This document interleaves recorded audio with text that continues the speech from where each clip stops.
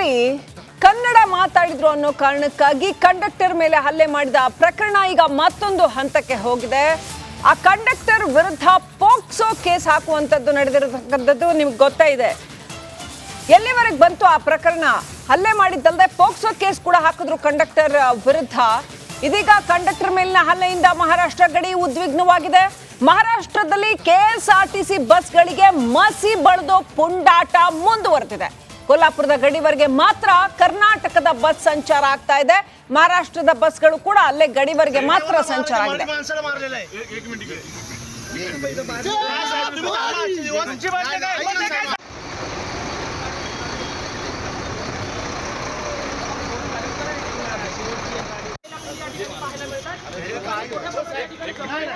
ಬೆಳಗಾವಿಯಲ್ಲಿ ಕಂಡಕ್ಟರ್ ಮೇಲಿನ ಹಲ್ಲೆಯಿಂದಾಗಿ ಎರಡೂ ರಾಜ್ಯಗಳ ಅಂದರೆ ಕರ್ನಾಟಕ ಇರ್ಬೋದು ಅಥವಾ ಮಹಾರಾಷ್ಟ್ರ ಎರಡೂ ರಾಜ್ಯಗಳ ನಡುವೆ ಸಾಕಷ್ಟು ಉದ್ವಿಗ್ನ ಪರಿಸ್ಥಿತಿ ನಿರ್ಮಾಣ ಆಗಿದೆ. ಹಾಗಾಗಿ ಯಾವುದೇ ರೀತಿಯಾದಂಥ ಅಹಿತಕರ ಘಟನೆಗಳು ಆಗಬಾರ್ದು ಅನ್ನೋ ನಿಟ್ಟಿನಲ್ಲಿ ರಾಜ್ಯ ಸರ್ಕಾರ ಕೂಡ ಅಂದರೆ ಬೆಳಗಾವಿ ಜಿಲ್ಲಾಡಳಿತ ಕೂಡ ಮುಂಜಾಗ್ರತೆ ಕ್ರಮವನ್ನು ಕೈಗೊಂಡಿರುವಂಥದ್ದು. ಪ್ರಮುಖವಾಗಿ ಮಹಾರಾಷ್ಟ್ರಕ್ಕೆ ಹೋಗ್ತಿರುವಂಥ ಎಲ್ಲ ಬಸ್ಗಳನ್ನು ಸಂಪೂರ್ಣವಾಗಿ ಸ್ಥಗಿತ ಮಾಡಿದ್ದಾರೆ. ನಿನ್ನೆ ಸಂಜೆಯಿಂದ ಕೂಡ ಈಗ ಮಹಾರಾಷ್ಟ್ರಕ್ಕೆ ಏನು ಹೋಗ್ತಾ ಇತ್ತು ಆ ಎಲ್ಲ ಬಸ್ಗಳನ್ನು ಸಂಪೂರ್ಣವಾಗಿ ಸ್ಥಗಿತ ಮಾಡಿದ್ದಾರೆ. ದೃಶ್ಯದಲ್ಲಿ ಗಮನಿಸಬಹುದು, ಎಲ್ಲ ಜನ ಕೂಡ ಈಗ ಮಹಾರಾಷ್ಟ್ರಕ್ಕೆ ಹೋಗುವಂಥ ಜನ ಆಗಿರುವಂಥದ್ದು.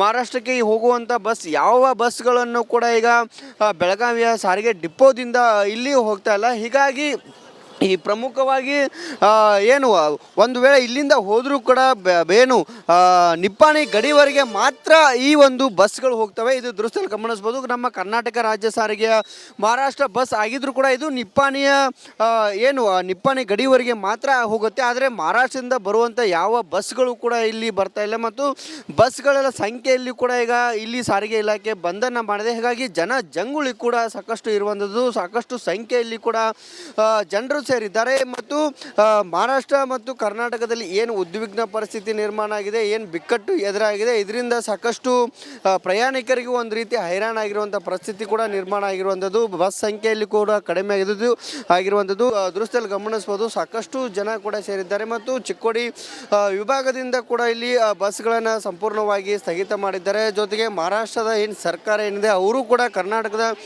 ಗಡಿವರೆಗೆ ಮಾತ್ರ ಬಸ್ಗಳನ್ನು ಬಿಡೋದಾಗಿ ಆದೇಶವನ್ನು ಮಾಡಿದ್ದಾರೆ. ಏನು ಬಿಕ್ಕಟ್ಟು ಏನಿದೆ, ಇದು ಉದ್ಯೋಗಿನ ಪರಿಸ್ಥಿತಿ ಏನಿದೆ, ಎಲ್ಲ ಪರಿಸ್ಥಿತಿ ತಿಳಿಯಾಗುವವರೆಗೂ ಕೂಡ ಇಲ್ಲಿ ಬಸ್ಸನ್ನು ಸಂಪೂರ್ಣವಾಗಿ ಸ್ಥಗಿತವನ್ನು ಮಾಡಿದ್ದಾರೆ. ಆದರೆ ಸದ್ಯ ಬೆಳಗಾವಿಯಲ್ಲಿ ಏನು ಕಂಡಕ್ಟರ್ ಮೇಲೆ ಹಲ್ಲೆ ಆಗಿತ್ತು, ಹಲ್ಲೆ ಪ್ರಕರಣ ರೈಟ್. ಆ ಕಂಡಕ್ಟರ್ ಯಾರ ಮೇಲೆ ಹಲ್ಲೆ ಆಯ್ತಲ್ಲ, ಆ ಕಂಡಕ್ಟರ್ ಆಸ್ಪತ್ರೆಯಲ್ಲಿ ಇದ್ದಾರೆ ಇವಾಗ ಅವರು. ಸೊ ಅವರು ನಮ್ಮ ಜೊತೆ ನೇರ ಸಂಪರ್ಕದಲ್ಲಿದ್ದಾರೆ. ಅವ್ರನ್ನೇ ಮಾತನಾಡ್ಸೋಣ. ಏನು ನಡೀತು ಅವತ್ತು, ನಿಜವಾಗ್ಲೂ ಏನು ಘಟನೆ ನಡೀತು ಅಂತ ಅವ್ರನ್ನೇ ಕೇಳೋಣ. ಓಕೆ, ನಮ್ಮ ಜೊತೆ ಸಂಪರ್ಕದಲ್ಲಿದ್ದಾರೆ ಅವರು. ನಮಸ್ಕಾರ ಸರ್, ಹೇಗಿದ್ದೀರಿ?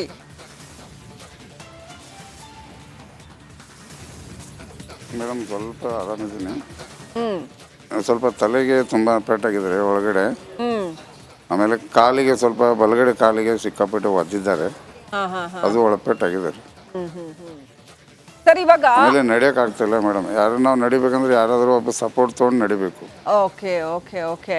ಇವಾಗ ನಮ್ಮೆಲ್ಲರ ಕುತೂಹಲ ಏನು ಅಂತಂದ್ರೆ, ಕನ್ನಡ ಮಾತಾಡಿದ್ರು ಅಂತ ನಮ್ಮ ಕಂಡಕ್ಟರ್ಗೆ ಹೊಡೆದ್ರ ಏನ್ ನಡೀತಾ ಅವತ್ತು? ಆಕ್ಚುಲಿ ಘಟನೆ ಅವ್ರು ನೋಡಿದ್ರೆ ಪೋಕ್ಸೋ ಕೇಸ್ ಹಾಕಿದ್ದಾರೆ. ಏನ್ ನಡೀತಾ ಅವತ್ತು ಸರ್, ಎಕ್ಸ್ಪ್ಲೇನ್ ಮಾಡ್ಬೋದಾ? ಮೇಡಮ್ ಇದೆ, ನಾನು ಕನ್ನಡ ಮಾತಾಡೋದಕ್ಕೆ ನೀನು ಮರಾಠಿ ಕಲ್ತ್ಕೋ ಅಂತ ಹೇಳಿದ್ದಕ್ಕೆ ನನಗೆ ಆ ಜನ ಹೊಡೆದ್ರು ಮೇಡಮ್, ಅಷ್ಟೇ. ಅಂದ್ರೆ ಯಾವ ವಿಚಾರಕ್ಕೆ ಆ ಥರ ಒಂದು ಗಲಾಟೆ ಶುರು ಆಯ್ತು ಅಂತ?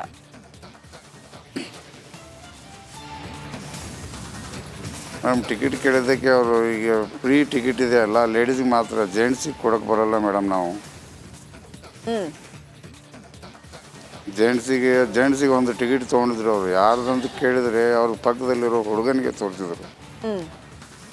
ಹುಡುಗನಿಗೆ ಎಲ್ಲ ಫ್ರೀ ಟಿಕೆಟ್ ಕೊಡೋಕ್ಕೆ ಬರಲ್ಲಮ್ಮ ಅಂತ ನಾನು ಹೇಳಿದಾಗ ಅವಳು ಹಂಗೆ ಮರಾಠಿ ಒಳಗೆ ಮಾತಾಡುವಂಥದ್ದು. ನನಗೆ ಮರಾಠಿ ಬರಲ್ಲ, ಕನ್ನಡದೊಳಗೆ ಮಾತಾಡಿ ಅಂತಂದಿದ್ದಕ್ಕೆ ನೀವು ಮರಾಠಿ ಕಲಿತ್ಕೋ ಅಂತ ಹೇಳಿ ನನ್ನ ಮೇಲೆ ಈ ಥರ ಇದನ್ನು ಮಾಡಿದ್ರಿ, ಹಲ್ಲೆ ಮಾಡಿದ್ರು ಮೇಡಮ್. ಅವ್ರ ಊರಲ್ಲಿ ಫೋನ್ ಹಚ್ಚಿ ಸುಮಾರು ಜನ, ಒಂದು 20-30 ಜನ ಗುಂಪು ಸೇರಿಸ್ಕೊಂಡು ನನ್ನ ಮೇಲೆ ಹಲ್ಲೆ ಮಾಡಿದ್ರು ಮೇಡಮ್. ತಲೆ ಬಸ್ ಒಳಗೆ ಹತ್ಕೊಂಡು ತಲೆಗೆ ಹೊಡೆದು ಸಿಕ್ಕಾಪಟ್ಟೆ. ಹೇಳಿ ಸರ್. ಕಂಡಕ್ಟರ್ ಸಾಹೇಬ್ ಕ್ಷಮೆ ಇರಲಿ ನಿಮಗೆ, ಯಾಕೆಂದರೆ ಈಗ ಈ ಟೈಮಲ್ಲಿ ಚಿಕಿತ್ಸೆ ಪಡಿತಾ ಇದ್ದೀರಿ ನೀವು, ನಿಮಗೆ ತೊಂದರೆ ಕೊಡುವಂಥ ಉದ್ದೇಶ ಇಲ್ಲ ನಮಗೆ. ಆದರೆ ಜನರಿಗೆ ಏನಾಯಿತು ಅನ್ನೋದು ಗೊತ್ತಾಗಬೇಕಲ್ಲ, ಅದಕ್ಕೋಸ್ಕರ ನಿಮ್ಮನ್ನು ನಾವು ಸಂಪರ್ಕ ಮಾಡಿ ನಿಮ್ಮನ್ನೇ ಮಾತಾಡಿಸಿ ನಿಮ್ಮಿಂದನೇ ವಿಷಯ ಗೊತ್ತಾಗಲಿ ಅನ್ನುವಂಥ ಉದ್ದೇಶದಿಂದ ನಿಮ್ಮನ್ನು ಸಂಪರ್ಕ ಮಾಡ್ತಾ ಇದ್ದೀವಿ. ಟ್ರೀಟ್ಮೆಂಟ್ ತೊಗೋತಾ ಇದ್ದೀರಿ, ತೊಂದರೆ ಕೊಡ್ತಾ ಇದ್ದೀವಿ, ಕ್ಷಮೆ ಇರಲಿ. ಈಗ ಪೋಕ್ಸೋ ಕೇಸ್ ಹಾಕಿರೋದು ಬಾಲಕಿ ನಿಮ್ಮ ಮೇಲೆ 17 ಗಂಟೆಯಲ್ಲಿ ಇಷ್ಟೊಂದು ದೊಡ್ಡ ಬೆಳವಣಿಗೆ. ಇಲ್ಲ ಸರ್. ಹಾಂ, ಪೋಕ್ಸೋ ಕೇಸ್ ಹಾಕುವಂಥದ್ದಲ್ಲಿ ಏನಾಯಿತು? ಯಾಕೆ ಪೋಕ್ಸೋ ಕೇಸ್ ನಿಮ್ಮ ಮೇಲೆ?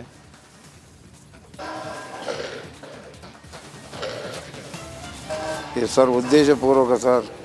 ಈಗ ನಮ್ಮನ್ನ ಹೊಡೆದಿದ್ದಾನೆ ಅಂತೇಳಿ ನಾವು ಅವ್ರ ಮೇಲೆ FIR ಕೇಸ್ ಮಾಡಿದ್ವಲ್ಲ, ಅದನ್ನೇ ಮುಚ್ಚಿ ಹಾಕೋಕೆ ಮಾಡ್ತಿದ್ದಾರೆ ಸರ್, ಇಷ್ಟೇ.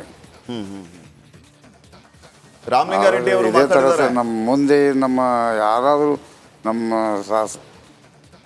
ಹೌದು ಸರ್. ಸಾರಿಗೆ ಸಚಿವರು ರಾಮಲಿಂಗಾರೆಡ್ಡಿ ಅವರು ಮಾತಾಡಿದ್ದಾರೆ. ಜೊತೆಗೆ ಬಹಳ ಜನ ಆಗ್ರಹ ಮಾಡ್ತಿರೋದೇನಂತಂದ್ರೆ ನಿಮ್ಮ ಮೇಲೆ ಹಲ್ಲೆ ಮಾಡೋರನ್ನ ಗಡೀಪಾರು ಮಾಡಬೇಕು. ನಮ್ಮ ರಾಜ್ಯದಲ್ಲಿ ಕನ್ನಡ ಮಾತಾಡದೆ ಬೇರೆ ಭಾಷೆ ಮಾತಾಡೋದಕ್ಕಾಗತ್ತಾ? ಕುಂಡತನ ಇದು, ಇಂಥವ್ರಿಗೆ ಪಾಠ ಕಲಿಸ್ಬೇಕು ಅಂತ ಆಗ್ರಹ ಕೇಳಿ ಬರ್ತಾ ಇದೆ ರಾಜ್ಯದಾದ್ಯಂತ. ನೀವೇನು ಹೇಳ್ತೀರಿ? ನಿಮಗೇನಾಗಬೇಕು ಅಸಲಿಗೆ? ನಿಮ್ಮ ಆಗ್ರಹ ಏನು? ರಿಪಬ್ಲಿಕ್ ಕನ್ನಡದ ಮೂಲಕ ನೀವೇನು ಹೇಳ್ತೀರಿ ಸರ್? ಇಲ್ಲ, ಇನ್ನೊಂದು ಈ ಥರ ನಮ್ಮ ಸಂಸ್ಥೆಯಲ್ಲಿ, ಸಾರಿಗೆ ಸಂಸ್ಥೆಯಲ್ಲಿ ಯಾರಿಗೂ ಈ ಥರ ನನಗಾದ ಅನ್ಯಾಯ ಯಾರಿಗೂ ಆಗಬಾರ್ದು ಸರ್.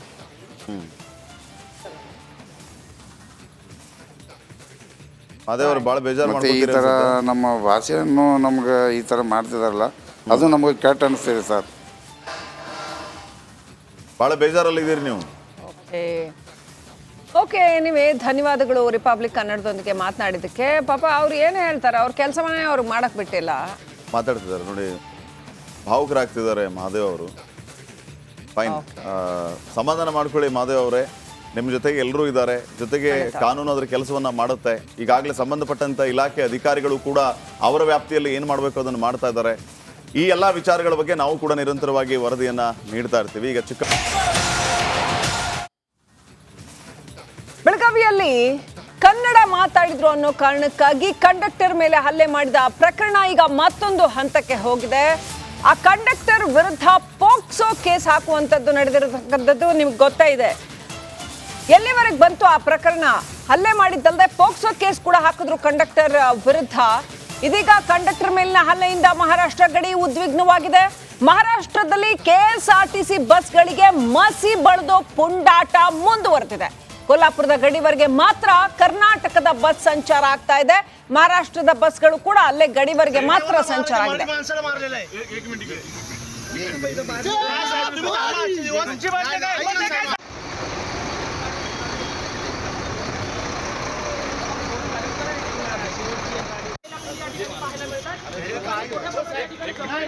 ಬೆಳಗಾವಿಯಲ್ಲಿ ಕಂಡಕ್ಟರ್ ಮೇಲಿನ ಹಲ್ಲೆಯಿಂದಾಗಿ ಎರಡೂ ರಾಜ್ಯಗಳ ಅಂದರೆ ಕರ್ನಾಟಕ ಇರ್ಬೋದು ಅಥವಾ ಮಹಾರಾಷ್ಟ್ರ, ಎರಡೂ ರಾಜ್ಯಗಳ ನಡುವೆ ಈಗ ಸಾಕಷ್ಟು ಉದ್ವಿಗ್ನ ಪರಿಸ್ಥಿತಿ ನಿರ್ಮಾಣ ಆಗಿದೆ. ಹಾಗಾಗಿ ಯಾವುದೇ ರೀತಿಯಾದಂಥ ಅಹಿತಕರ ಘಟನೆಗಳು ಆಗಬಾರ್ದು ಅನ್ನೋ ನಿಟ್ಟಿನಲ್ಲಿ